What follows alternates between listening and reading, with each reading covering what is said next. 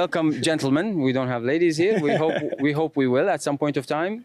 We are recording this episode for a local program called سوالف محركات, which means engine talks.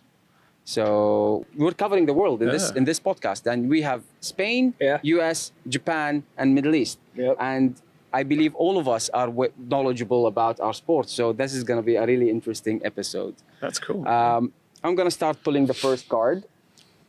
And the first card says, welcome to the Middle East, Connor, Erasmo, and Meg. What's your first impression on the drift scene in the UAE and motorsport, whatever you know? How does it compare to Europe and the US and Japan? I'll start with Connor. Yeah, no, I think it's really cool. This is my first time out here, and just to have a track like this, there's not a lot of places where you can just come here Monday or 7 days a week. Wednesday. Yeah, well, 7 days a week. You come here on a Tuesday after work or something, just come shred. Like, we don't have tracks in the United States where we can do stuff like that. So I think that's sick, and I think that's great for the culture and people that want to come and drive every day. I mean, if you want to be a good driver, you need to have seat time, and having an opportunity like this is massive for sure. Well, what's your view about our drifting culture in general? I mean, you're very much aware of the OIDC, obviously. So tell us, what do you know about that? For sure. Yeah, I've watched OIDC quite a bit. I mean, I think every country has their own style of driving. And Dubai driving, I haven't watched much until I actually got in contact with you a couple of weeks ago, and I did watch some of your driving out here, and it's definitely cool. You see a lot of the variety of drifting is massive. Like, you have some pro drivers and pro cars like Nasser from Drift Masters, and then you have some stock 350Zs, just to have like people maybe different goals. Because I mean, you can do it on totally different budgets. You can have a car that's $200,000, or you can have a car that's $5,000. Yeah, absolutely, yes. But yeah, no, I think this place is awesome, and I'm excited to hopefully drive here in the future. I know the current scenario, the competition got canceled, unfortunately. Yeah, but I'm sure I'll be back here and hopefully get to drive this track. We're looking forward to having you back for sure. Meg, sure.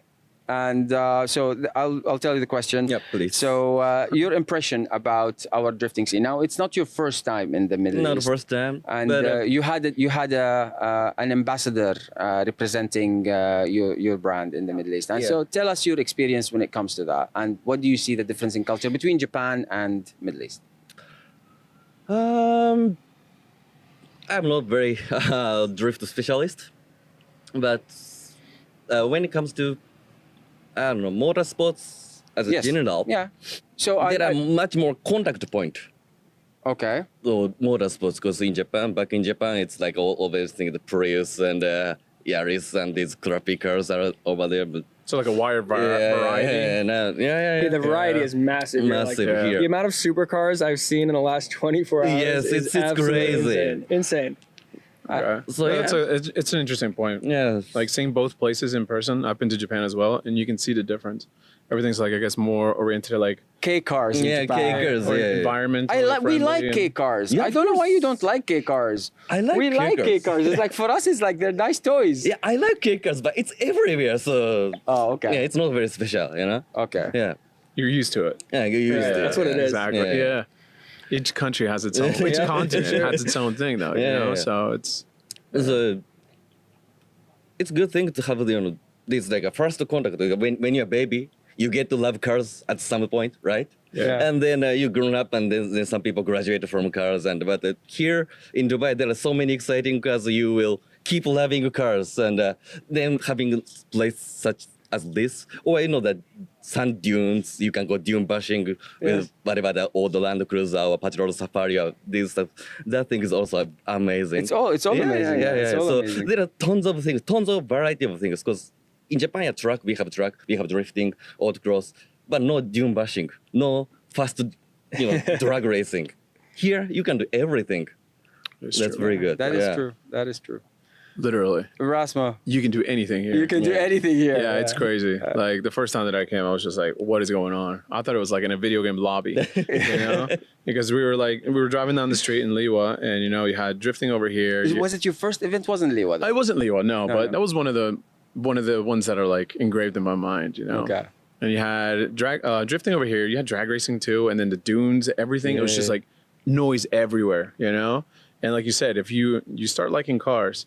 And then you graduate from that, and then, all right, let's go drifting. Or, well, drifting's not for me. Let's go to, dune buggies or whatever. And then you have a lot of options. You have a lot of possibilities of doing whatever you want, you know? And it's awesome, like adding to what Connor said, There are a lot of different options, in drifting here that you have lower class like Zs, but, they're ripping on the same track as pro cars. So it's incredible, that you guys are allowing like a possibility for these guys to find a way, and who really wants to find a way will climb that ladder, and you have to be able to have a place to do it. So drifting here, it's growing, and it's you guys are giving them an opportunity to have a place to do it.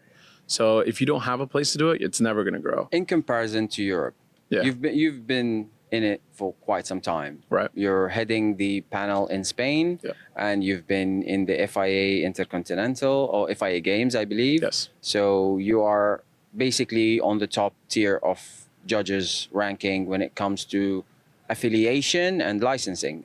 So talking about that aspect, comparative to what's happening here. So when you compare this to this, where do we see? Are we far away back? Are we ahead? Are we matching?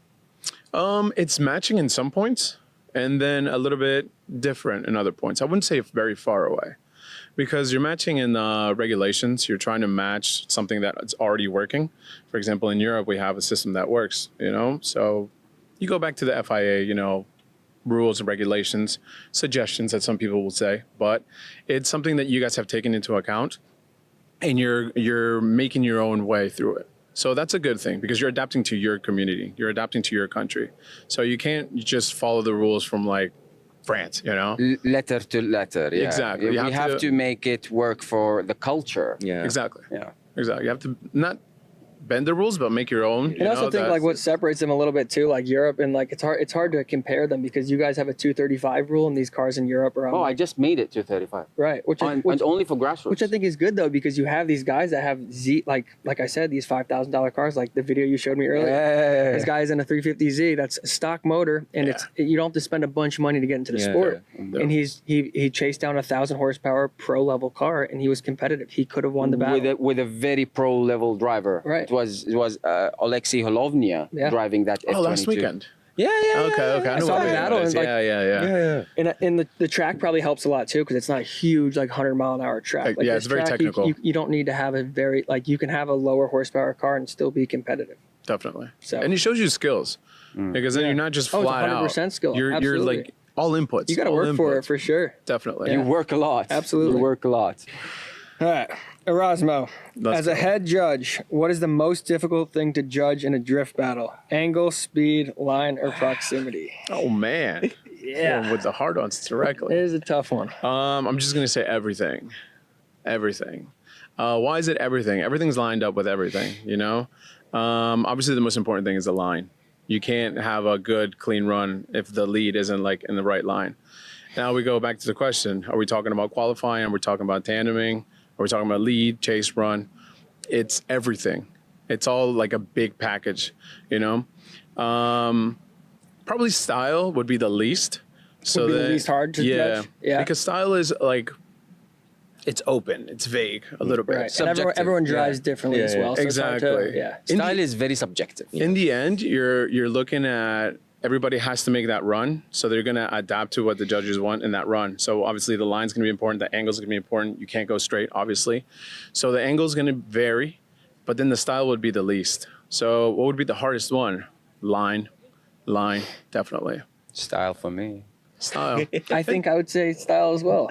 Yes, and the reason why I would say style is it's very difficult to explain to a driver. I think the hardest point is why style. It's the hardest thing to explain to the driver what style that you would reward more than the other.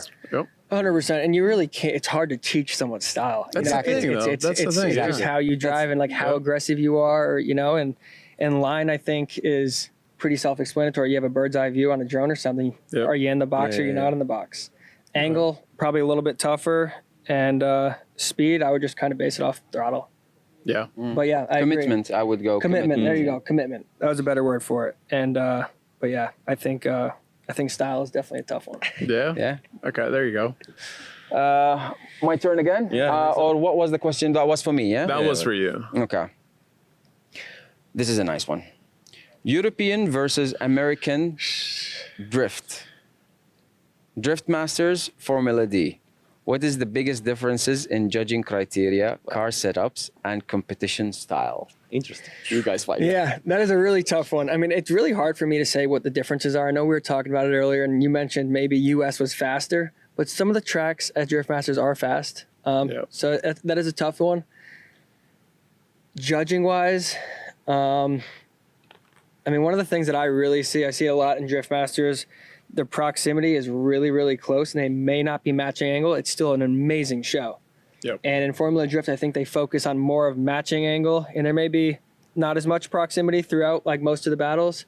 That's something that I notice a lot. But I mean, really, there's a lot of guys that do Drift Masters and FD, and I feel like they have the same driving style. So it is a tough question.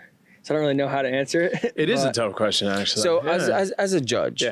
as a judge, how would you compare with the both? Well, what Connor said, it's true. Like the first image that pops in my mind is Harama in DMEC round 2 last year, and you could see the chase driver was cutting back on angle, but they would just have like this fluid line, and it was just reeling up on the lead driver. So you're having less angle, so you're going to creep up on the lead. So the proximity is like non-existent. They're literally just like Bumper in the door. Yeah, exactly. So the thing is that it's an awesome show and it's fluid, but then you go back to Formula Drift, and then you have a little bit of a gap, and you can see like wavering and back and forth. So I think it has to do a lot with the setup as well. The cars right now, the technology is like advancing like so much that it's just ridiculous, like what these cars are capable of doing. And not only that, the tires. You have to be able to put that grip down, to put that power down, sorry. So it's ridiculous, the differences. And like you said, some drivers are coming from here, going over there, and vice versa. And you can see the results. But if you look at overall, like, who do you think would be doing better? Like people from FD coming over here, or people from, or not over here, but Europe, or from DMEC to FD? Yeah. I don't know. Would you like to do DMEC? I would love to. I would love to do it. I'd love to do Drift Masters. It's definitely a goal of mine, and hopefully I can do it in the next couple of years. Something I've been talking about for a few years, but I mean everything has to click for it to happen. Like you said, like even like the angle thing. I mean, I'm not saying that there's battles in Formula Drift that are doors. Like absolutely, it's insane. Yeah. I'm not like Let's not I'm just take saying. credit away. No, Definitely. absolutely not. I just think I think the judging is more. Okay. I think I've seen battles where there will be a driver. You couldn't fit a piece of paper in between it. But Right. the angle's not matched. And then they switch roles, and the other driver matches angle, but there's maybe a quarter of a car, and you'll see that driver get the win. And in Drift Masters, you don't see it. It's based. I think they look at proximity a lot more in Drift Masters. Okay, I can see what you're talking about. Yeah. It's taken into account, definitely. Insane, great driving from both Yeah. series. It is top notch from everyone. And It really is, though. Do you want to know why this controversy is happening? In my personal opinion, it's tires. Tires. It's tires. You guys Yeah, run and- 2 wide tires. We do, and the sidewalls are massive. I mean, a lot you of the guys mentioned are like- on 40 series. I mean, 40. they're massive. That's like a truck Yeah. tire. Right. 295 40, that's like an SUV tire. Yes. It is. Yep. On Yeah. what wheel? Oh, What size 18. wheel? 18s. 18. Yeah, but the width? I'm running 9.5s, which is very narrow. Most people are on 10 and a it's like half. bubbling out. It is, though. but you know, it makes the tire more narrow, and we can run the car lighter. So And PSI? yeah, no, just lighter weight. Yeah, but like how much PSI are you running though? We usually don't go under 8, because then we start You to don't go under DB. 8. Yeah, we start to debead. That's ridiculous though. And it's like, I know like everyone in FD, like the judges and stuff, want us to loosen or free the cars up so we can be smoother. You can denova the bead. But it's really, really hard to do that when you're going to go battle someone and their car is gripped up and then you can't keep up. So it's not a battle. Yeah, it's So like, I did what you told me, but it's he almost, didn't. exactly. Yeah. And it's almost impossible. There's no way you're going to get every team to loosen their car up. No way. I mean, everyone's out there, the cars are gripped up. I mean, they're doing, you kick the clutch and the car's picking up the wheel, like a front tire. Like, Yeah. I mean, they're gripped up. Let me. I had a conversation with Mig earlier this week, and when we were talking about tires, and this is in my opinion is a big problem. There is a tire regulation to a certain extent, and the major tire manufacturers are committing to always be within spec. The issue is with some new tires coming up to the scene, without mentioning names, some new tires, and in the US, you might not have that problem in a big way, but in Europe, 100%, because it's the same problem that we have, the same problem that they have in Asia and in Japan. And those tires, they either, when they get inspected, they are either borderline spec or below spec. So if you need a certain tire, You mean treadwear wise or? there are, well, we all know that the treadwear number Just say is a quality gimmick. Yeah. in general. Is a gimmick. The number is a gimmick. Oh, for if sure. I mean, you could stamp whatever you want on Yeah, a yeah, tire. Literally. And I had a meeting with a manufacturer who told me, what is your regulation? We'll stamp the same. Right. Exactly. They'll give you 100 treadwear and put 300 on it. If that's what you want. Exactly. Yeah. So the idea, what I'm trying to say here is some tire manufacturers, they commit to the regulations in a sense that the tire cannot be more than a certain compound. The compound of the tire need to be sustainable of X amount of runs. That's how it should behave in certain man. temperatures and so on and so forth for that tire to be legal. That's we are talking deep technical now, yeah? And big tire companies, they fulfill that requirement and they leave a margin for error.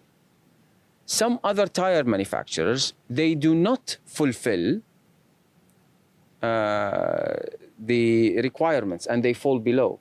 So they use softer compound to get the advantage. They use the base. And then sometimes your the tires mold. are cooked in one lap. Hold on and hear this funny one. The mold will say a number, but the tire will be wider or narrower. Yeah, we had this issue at the FIA Motorsport Games, and the tool that they were using to measure had to be consistent for everybody. And there was a specific tire manufacturer that wasn't allowed at the competition Because they don't fit. Because Because the car doesn't fit in that. Yeah. So tell us a little bit about the experience that you guys. I think it was in D1. It wasn't D1. Yeah, there was D1. We have a regulation. We produced a process R-tribulator drift, specific for drift and specifically in line for this D1 regulation. So there was a tire that was manufactured specifically yeah. for drifting, Drifting. with a compound and everything. Yeah, and we fulfilled, and we, yeah, we of course let the margin of error, but still, I think like we are in a max setup, max performance. But still, there are some tires from unnamed manufacturer that is performing way better than us, and we bought that tire, bring back in the lab, inspect it. No way. The results are not really consistent. Yeah, and but D1 is not very big competition, and if we just ban that tire, then nobody will gonna participate. And Exactly, Right. and that is the other problem. When a tire manufacturer, whichever one it is trying to sponsor so many drivers, give a very competitive pricing, and I don't want to say, okay, let me rephrase this. They want to bring in a tire that is above expectation for the driver, but for the other long-term manufacturers, accusing them that they do not spend enough on the R&D to make the tire as competitive, and they're cheaping out on it. And I heard it from a tire manufacturers. It's like other tire manufacturers, they don't want to spend in the R&D. Well, I am not a tire engineer, so I cannot tell until somebody from a tire company came and told me that when you analyze the tire down to the essence of it, it doesn't pass tech. That's crazy though. Do you only sell like in Japan this tire, or do you like expand? No, just No, it's that's for only athletes only. Japan. That, you know, these brand ambassadors, the Mad Mike or Kawabata, these. The Ham used to have it. The Okay. used to have it, yeah. All right, so it's like exclusive Exclusive. for top athletes. Our, The ambassadors, Yeah, basically. yeah. It's not for sale. not for What tires do you use? GT Radial, GT Radial. 295/40. Yeah, And how are they? they're good. They're great. Yeah? I love them. Yeah, I've but- been on GT for a long time, or like Are you sponsored by them? Yeah, basically since my since I got into drifting from Pro-Am, I've been running GTs. The 255, obviously, 35 sidewall. Yeah. And this year is my first year on the 295/40. Oh, okay, so it's a continuous support program that you're in and everything. Yeah, they've been awesome. So That's cool. That's Yeah. cool. I was just trying to see the whole, relationship and everything. So, I see a lot of other companies too that like think about getting into drifting and they don't want to put the R&D in, like you were talking about. Yeah. Because you got all these old school guys that are into like track racing, and they're like, why are we gonna put in all of this work for these guys to blow these tires off in 2 Exactly. laps? Yeah. Absolutely. Like you guys are just murdering these things. Yep. anyway, so that tire subject is getting out of hand. Yeah, yeah. All right, let's go to the Move next on to one. the next Yeah. question. All right. Controversial calls. Oh, man. This is for you. That's for Toyota. No, this is for you. It's got your name on it. No, that's. Have you that's- ever that has made a our judging name on call it. that sparked controversy? How do you handle the pressure from drivers and fans that disagree? Oh, man. Should we Yeah. pull like the roster out? Should we? No. Oh, for sure. And that's part of judging. It's tough. It is really, really a hard job. Yeah, because it's sometimes some people call racing, but it's not.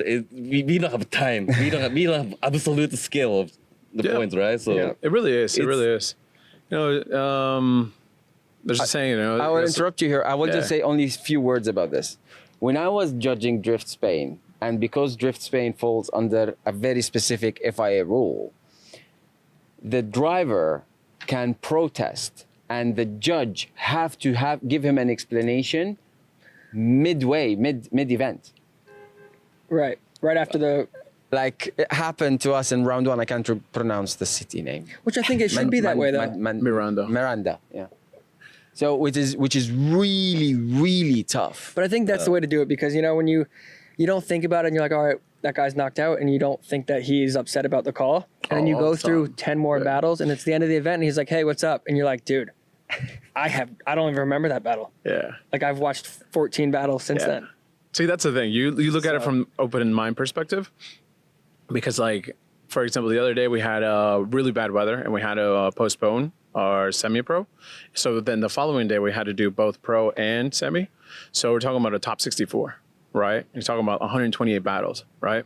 So I had drivers coming up to me. I was like, hey, what happened in this battle? I was like, what's your number? Did you even drive today? I was like, what's up, dude? I was like, man, just so many battles that you don't even remember what's going on, And there's this saying that it's like that judging is a thankless job. For every happy team, there's an unhappy team. So judging in this sport, it's the foundation of it. You're not against the clock. So the thing is that if they don't like the judging sport, the judging portion of it, it's like boxing. It's like, how are you going to get a winner if there's no knockout? How are you going to tell who won if nobody crashes? So that's why you need the judges, And obviously the parents are always going to root for their kid, For sure.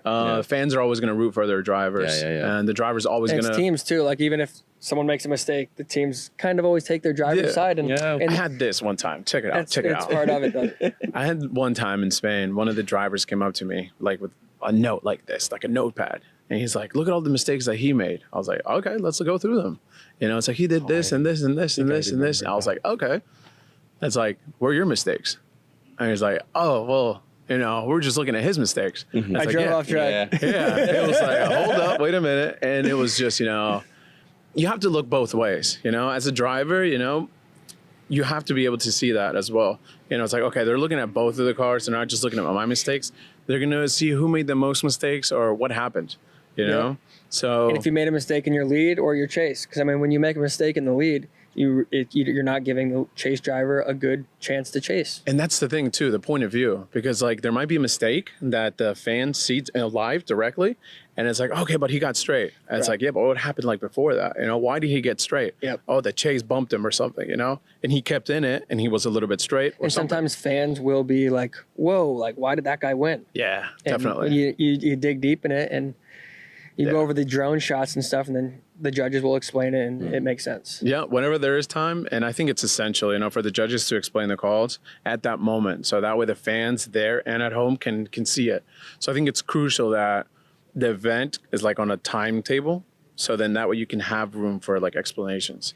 Because whenever you don't have an explanation, that's when you have the drivers coming, you know, and Yeah. then there's a line of drivers, and it's like, oh, Yeah. yeah.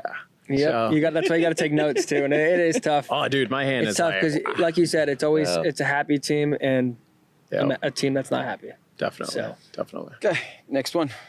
Oh, that one. My That, turn. yep. Yeah. Right. Consistency versus aggression. In tandem battles, what wins? A clean, consistent run or aggressive, risky one that pushes boundaries? Yeah, I have a problem with that. Yeah? I drive too aggressive, and I usually take myself out. that's how half my season went this year. Just driving like super hard because I want it so bad, and just taking the driver out in front of me. Like whether it's just like trying to have bumper to bumper transitions and bumping him and knocking him offline, but I think consistency is definitely really good. And if you can have like a really good even balance between aggressiveness and consistency, that's huge. And it is tough, but I think everyone, I mean, you get on the line and Yeah, And when, you're when you battling. start battling, then you just start driving hard. I mean, Yeah. the nerves get to you and you want to win. So Yeah, the aggressiveness does like sometimes pay out when you don't take yourself out. it absolutely pays out. And even if you don't win that battle, you are going to gain fans. Because this whole year I've had people come up to me, whether I got knocked out or not, they're like, you're an animal, dude. Like That's good. you need to relax. Yeah. You need some. Is it, we're going the other way? Yeah. Whichever. Yeah. Yeah. Yeah. Take it. Take it. All right. All right. All We're right. gonna jump over there. all right. Judge evolution. Here we go. Let's Now, go. here we go. Judging evolution. Yeah. Yeah. How has drift judging evolved over the years? Are the standards getting stricter or more lenient? More lenient. Yeah. We were talking about this earlier. You know, you got OG drift judges that are, you know, stuck in like 20 years ago. And like I was saying earlier, you have to adapt to the new, you know, wherever you are in the new, everything that's happening. You know, the cars aren't the same. You know, the cars are progressing, the tires are progressing, everything, technology, the anti-lag. It's not like it was 10 years ago. It was more You know? than 10 years ago in rally cars. Oh, well, yeah. But now you're introducing like motorsport Yes, yes, stuff yes. into drifting. So that's Well, different. people also didn't have 1,000 horsepower big turbos and Exactly. drifting. They 10 didn't years need ago. it because they didn't Right. have the tire for it. Right, Yeah, you exactly. couldn't have- And the yeah. driving has changed Yeah, so yeah, much. I yeah, mean, yeah. So you it's look, like you look everything's 20, going up. 15 years ago, the driving, I mean, I could fit my truck in between it, maybe even my truck and trailer. I mean, look Yeah, at, yeah. look at 2004, Proximity? 5, 6, Proximity 8. What was that? It was, Yeah. there was the proximity No, was you- nowhere near it is. I mean, now it's like tire on the have- door. Like it is insane. Yeah. You would it's have proximity crazy. with the cone, you know? Yeah, so I think That's it. it's gotten really hard for a judge. I think it's really Yeah. tough. I mean, I think back then you could really almost pick out a fan in the crowd and say, "Hey, who won that battle?" Yeah. And I don't think they'd probably be too That's far off. what we are doing back in Japan 20, 30 years ago. Yeah. But you guys had this is actually a good question for Japan because you guys had the DOS system and you developed it way early in the drifting. What is that? So DOS system in Japan is like Is it like a Wally? gyro sensor, okay, that measures angle, measures Okay. rate to angle. So it's similar to Wally.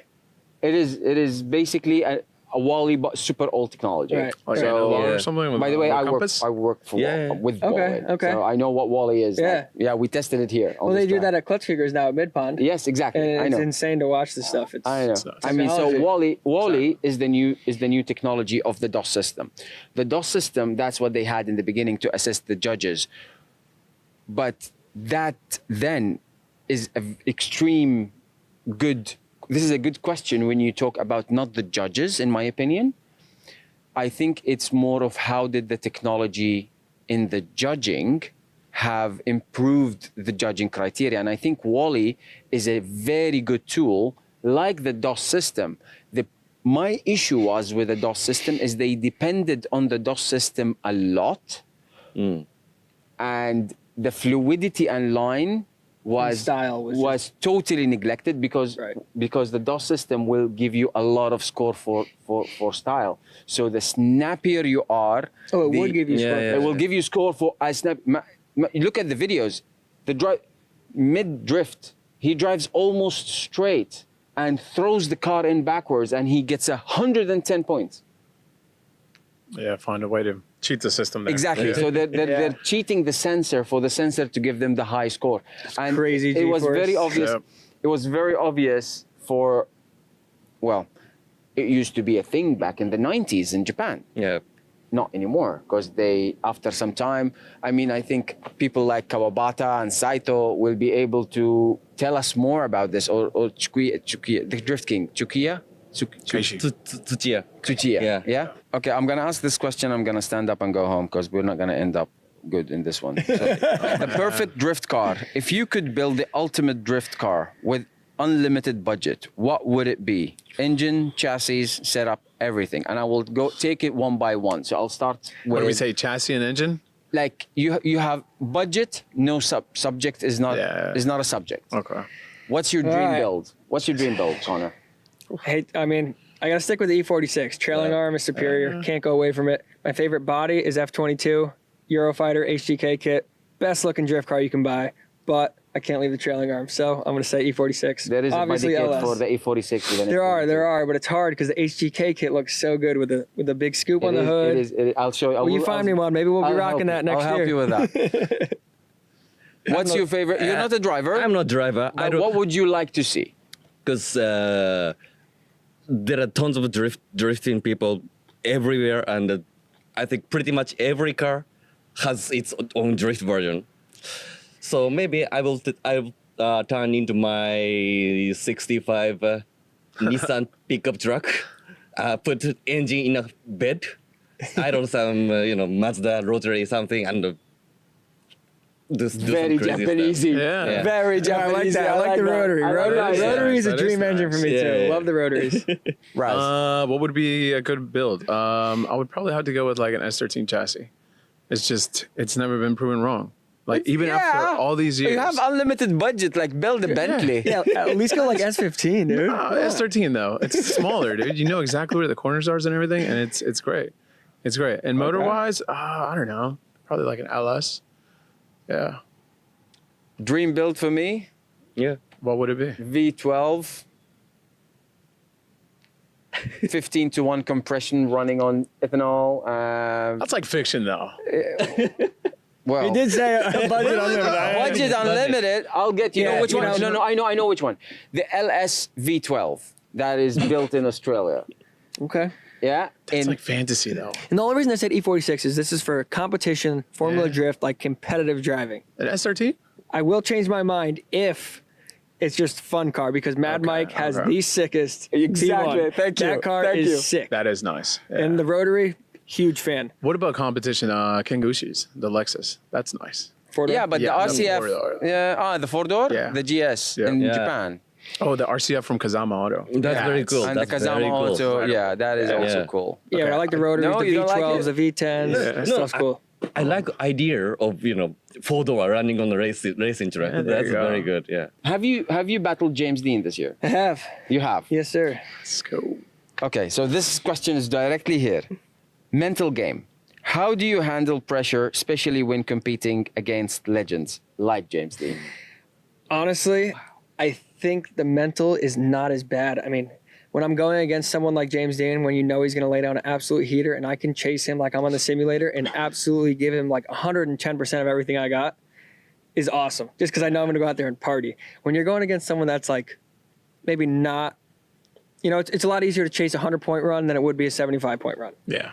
But yeah, mental game is huge in drifting. I mean, you got 30 seconds to be perfect, and if you make a mistake, you are out. You're packing your trailer up and you're going home.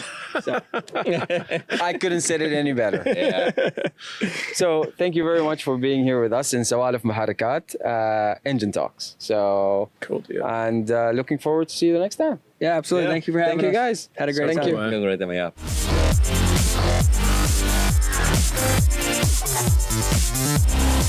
Yeah.